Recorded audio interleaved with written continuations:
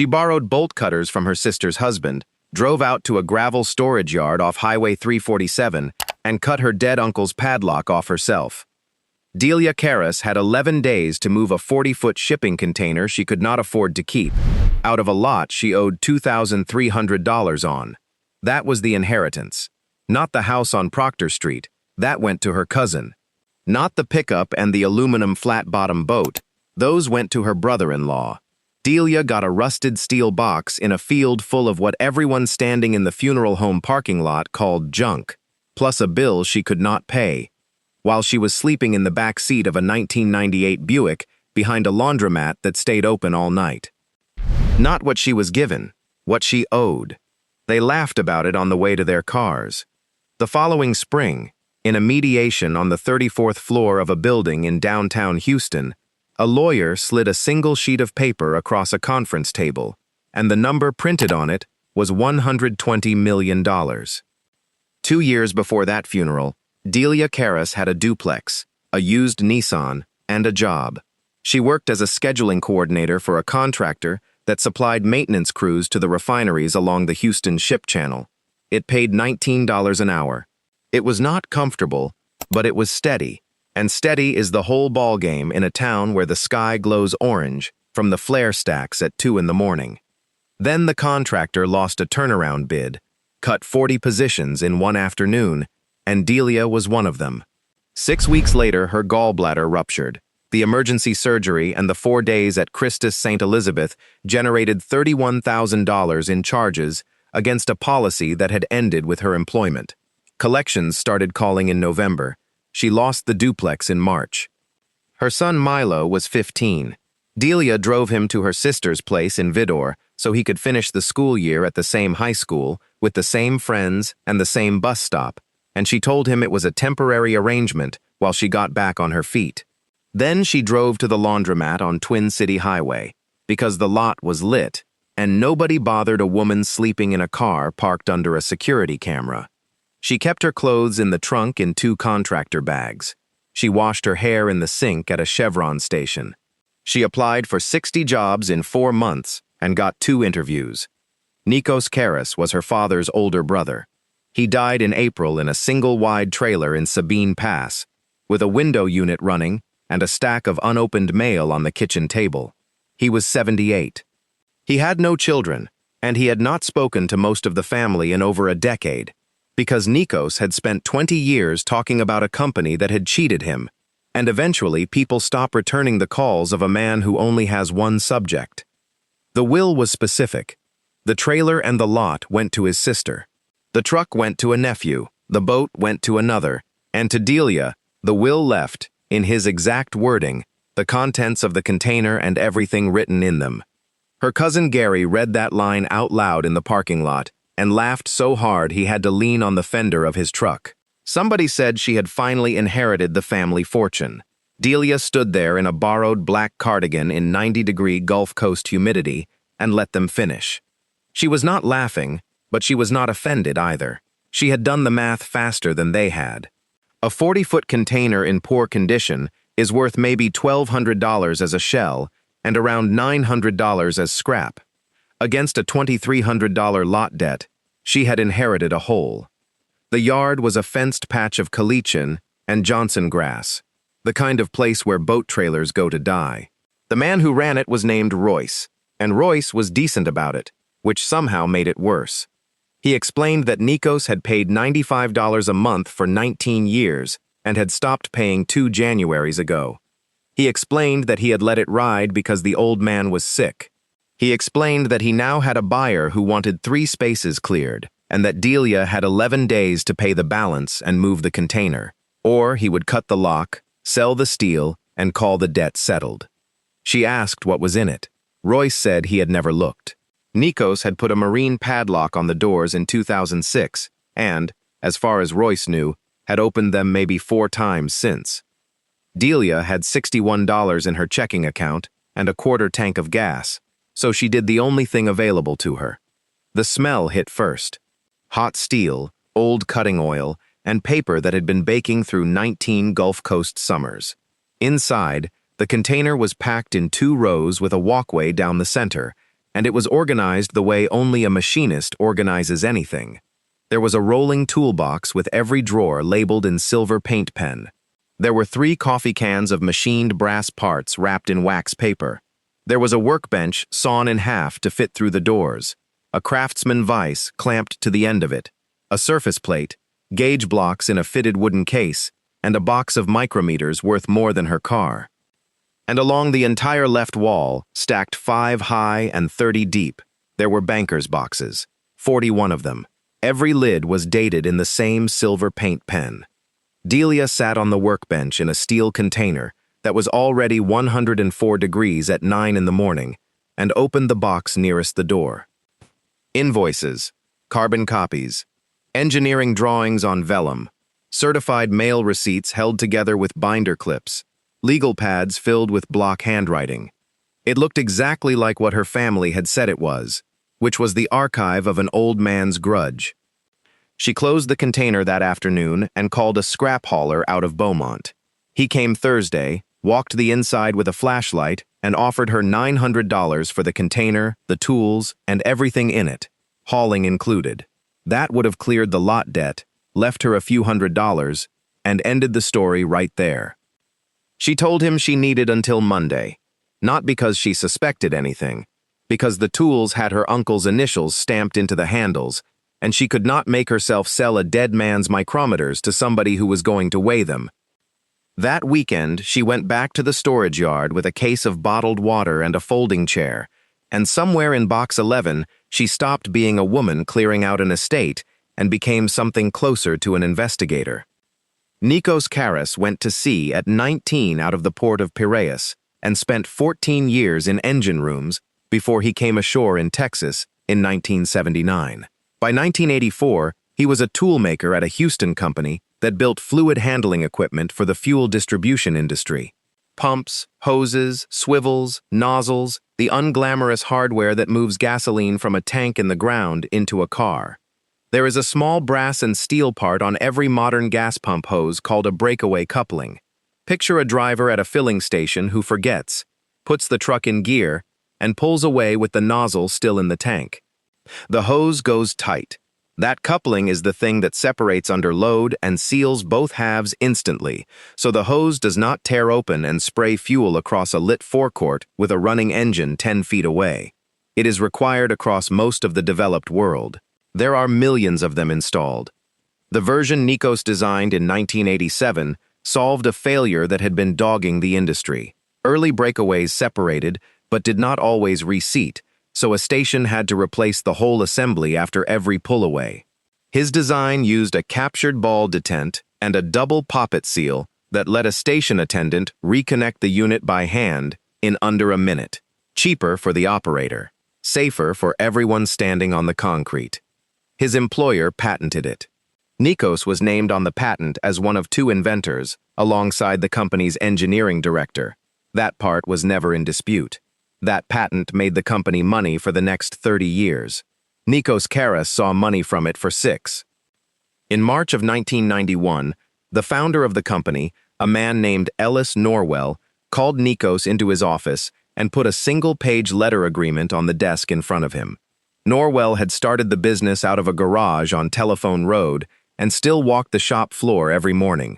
The letter said that in recognition of his contribution, Nikos Karas would receive 1.5% of net sales on the breakaway coupling product line for the life of the patents and any continuations.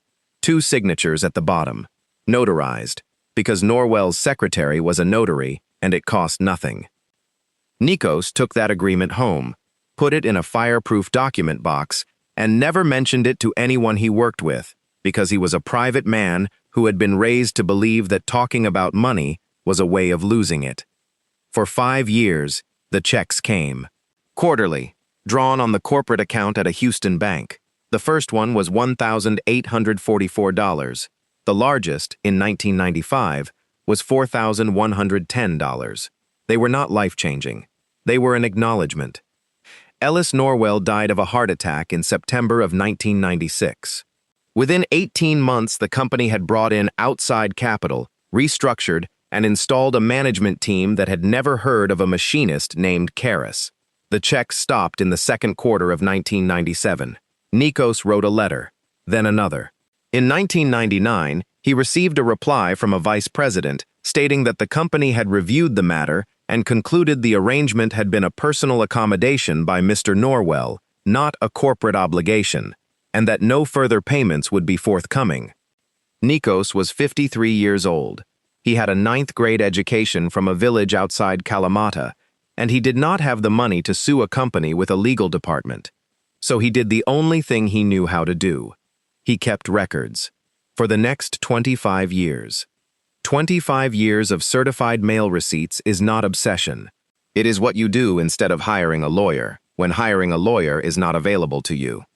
Delia found the fireproof box bolted to the container floor under the workbench, and inside it, in a plastic sleeve, was the 1991 agreement with both signatures and the notary seal still legible. Underneath it were the canceled checks. Every single one, front and back, with the corporate account number and the endorsement stamps. Underneath those were the certified mail receipts, the green cards, signed by somebody in a mailroom in Houston, proving that every letter Nikos ever sent had been received. She did not know what any of it was worth. What she knew was that a man his own family had dismissed as obsessive had built a chain of custody most law firms would kill for. The free legal clinic at a Baptist church in Beaumont ran on Thursday evenings, staffed by volunteer attorneys handling evictions and custody paperwork. Delia brought a manila envelope of photocopies she had made at the public library for 11 cents a page. The attorney who sat down across from her was a retired oil and gas contracts lawyer in her 70s named Ruth Ambrose. Ruth read the single-page agreement twice, then asked Delia what the product was. Delia showed her a photograph of one of the brass coupling assemblies from the coffee can. Ruth Ambrose had spent 30 years papering supply contracts for downstream fuel distribution. She recognized the part on site. She told Delia to go back to that container, photograph every box, and not to sell so much as a screwdriver out of it. The first firm Delia called did not return the message. The second took a meeting in a Houston high-rise, kept the file for 3 weeks, and sent a polite declination letter. The problem was not the agreement. The problem was time. In Texas, the limitations period on a breach of contract claim is 4 years. The company stopped paying in 1997.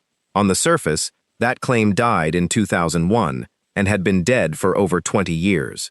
A royalty stream can sometimes be treated as a series of separate installment obligations, which means each missed payment starts its own clock. But even under the most generous version of that theory, Delia would be limited to the last 4 years. By then, the original patents had long expired. The direct exposure was small enough that no contingency firm was going to fund a fight against a corporate defendant with an in-house legal department over it. Add a signatory who had been dead since 1996, no surviving witness to the meeting in that office on Telephone Road, and a Lash's defense waiting on the other side, and the case looked like exactly what the family had said the container was. Then Delia got to box 39. In February of 2022, Nikos Karas, then 76, living on Social Security in a trailer in Sabine Pass, received a letter from the company's general counsel. It was 2 paragraphs on company letterhead. It acknowledged his continued correspondence regarding the 1991 letter agreement. It referenced the payments previously made to him under that agreement. It stated that while the company denied any ongoing obligation, it was prepared to offer him $40,000 in exchange for a full release of all claims relating to the coupling product line. That letter was a mistake, and it was the kind of mistake that costs a company 9 figures. Under Texas law, a written acknowledgment of a debt, signed by the party to be charged, can restart the limitations clock on an otherwise time-barred obligation. The letter named the agreement. It named the product line. It conceded that payments had been made under it, and it put a price on the thing it claimed did not exist. Stapled to it was Nikos's reply, 1 sentence long, in his block handwriting. He wrote that he did not want $40,000. He wanted the agreement honored. He was living on $1,190 a month and eating from a food pantry on Tuesdays, and he turned down $40,000, and then he filed the letter in a box in a steel container in a field and told nobody, because there was nobody left who would listen. If stories like this are why you are here, subscribe. This channel covers one of these every week, the cases that almost never got filed. The third firm was a litigation boutique in Houston, with 6 attorneys that worked contingency. They took the file on a Friday and called Delia on Monday. The numbers were not complicated once somebody pulled them. The breakaway coupling product line, across its original patents, continuations, and successor variants, had generated roughly $3.4 billion in cumulative net sales in the years after the payments stopped, across North America, Europe, and a licensing arrangement in Asia. 1.5% of that is approximately $51 million in unpaid royalties. Then there was the second paragraph of Ellis Norwell's single-page letter, which almost nobody would have thought to include in 1991, and which Norwell had included because he was a small business owner who had spent years chasing his own unpaid invoices. It stated that any amounts not paid within 30 days would accrue interest at prime plus 4% until satisfied. Interest compounding across 26 years does not add to a number. It rebuilds it. Applied against payments that should have started arriving in 1997, that clause carried the claim past $120 million. The company's defense was the same one it had used in 1999, a personal promise by a deceased founder, no board authorization, no corporate obligation. That defense survived until discovery produced the company's own general ledger. The quarterly payments from 1991 through 1997 had not been drawn from Ellis Norwell's personal accounts. They had been issued on corporate checks, from the corporate operating account, and booked in the company's own accounting system under a royalty expense line coded to the coupling product family. For 6 years, the company had told its own accountants exactly what those payments were. Delia's uncle had kept every one of those canceled checks in a fireproof box for 26 years, and the endorsement stamps on the back matched the account numbers in the ledgers the company was now forced to hand over. The case never reached a jury. On the 34th floor of a building in downtown Houston, the parties settled for $120 million, with no admission of liability and a confidentiality provision covering the negotiations. Delia Karras was 43 years old.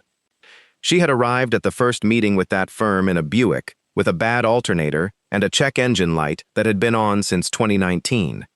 The first check she wrote was to Royce for $2,300, plus 14 months of storage at $95 a month, plus $1,000 on top that he tried to refuse. She bought the container, not a new one, that one. She had it hauled 40 miles and set on a concrete slab behind a house she bought outside Winnie, and every box is still in it, in order, still labeled in silver paint pen. Milo came home in June. He is 17 now. There is a door in that house with his name burned into a piece of scrap pine because he made it in shop class the week he moved in and screwed it on himself, and it is the first door he has been able to close behind him since he was 13. She put the bulk of the money into a trust with an independent trustee and a distribution schedule she cannot override on a bad day, because a woman who has been broke understands better than anyone how fast money leaves. She paid off her sister's mortgage without being asked. She funded a permanent staff attorney position at the legal clinic in Beaumont, and the position is named after Ruth Ambrose, who was still driving there on Thursday evenings at 74. Cousin Gary called 11 days after the news reached Port Arthur. He had a business idea. It was a boat detailing operation on the Neches, 2 bays and a pressure washer, and he needed $60,000 to start, and he had a folder of printouts he wanted to drive over and show her that afternoon. He talked for 19 minutes. Delia listened to all of it, said she would think about it, and never called him back. She did not make a speech about the funeral home parking lot. She did not mention the fender he had been leaning on while he laughed. As far as anybody in that family knows, she has never brought it up once, and that silence has done more damage than anything she could have said. There is a photograph on her kitchen wall of Nikos Karras in 1993, standing next to a lathe at a shop on Telephone Road, holding a brass coupling assembly in his left hand, not smiling, because he never did in photographs. He died believing he had lost. He died in a trailer with a window unit and unopened mail, having turned down $40,000 he desperately needed, holding a piece of paper he could not enforce, dismissed by his own family as a bitter old man with a grudge he would not put down. He was right the entire time. He just did not have $30,000 for a retainer, and in this country that is frequently the only difference between a grievance and a judgment.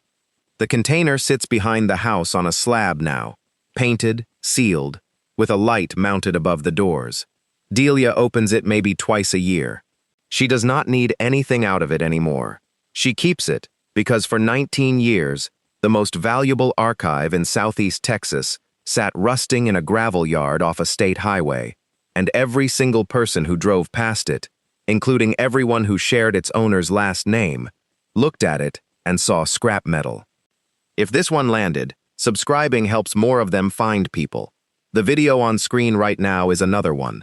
A man written out of the company he built, and the single document that put him back in. Click it and keep going.